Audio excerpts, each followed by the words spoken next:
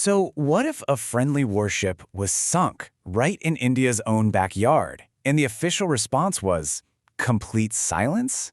Today, we're digging into a pretty provocative analysis that uses that exact hypothetical to argue that India is standing at a major foreign policy crossroads.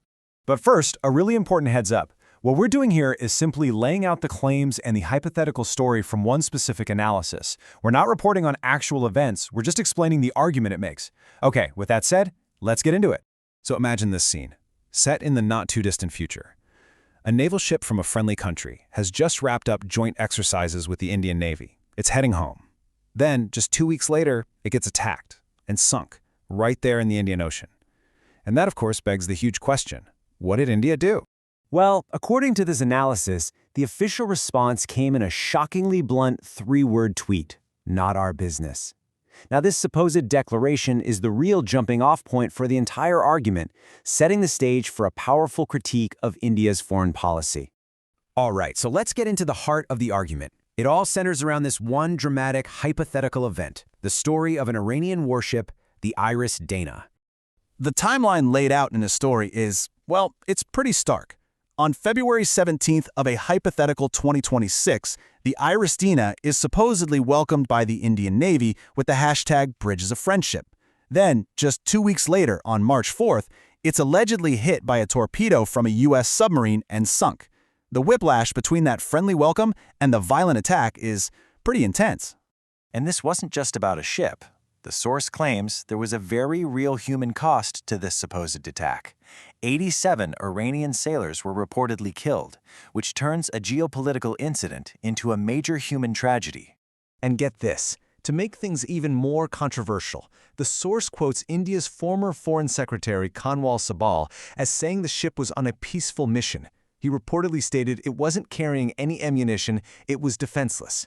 That, of course, raises some very serious questions about the nature of this hypothetical attack.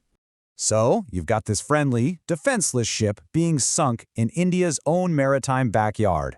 How did India supposedly react? Well, the analysis we're examining paints a picture of deliberate and total silence. The argument is that India just completely failed to act. The source claims there was no response to the ship's distress calls, no official message to Iran, and that India just stayed quiet while the Sri Lankan Navy was left to handle the entire rescue alone. And all of that was supposedly capped off by that startling, "not our business" tweet. And this is where the analysis points to what it sees as a huge contradiction. You see, on the one hand, you have official statements positioning India as the guardian and the net security provider of the Indian Ocean. But on the other hand, this analysis claims that when a friendly ship was sunk in that very same ocean, there was just nothing. Total inaction. So this one hypothetical incident isn't just a story in itself. The source uses it to build a much larger argument, that this represents a huge break from decades of Indian foreign policy.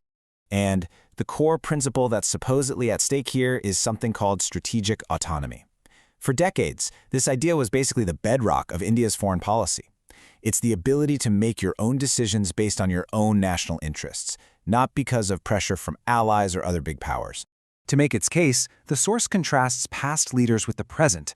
It points to examples of balance, like when Indira Gandhi criticized her own Soviet allies, or when A.B. Vajpayee flat-out refused a U.S. demand for troops in Iraq. The analysis then contrasts that with the current administration's actions, which it portrays as being much more one-sided and a break from that tradition of autonomy. Okay, so you might be thinking, this is all high-level geopolitics. What does this actually have to do with me? Well, the analysis makes a direct line from these foreign policy choices right to the economy and right into your wallet. So why would a conflict in the Middle East matter so much to India? It comes down to a key vulnerability. According to the source, a staggering 55% of India's oil imports come from that region.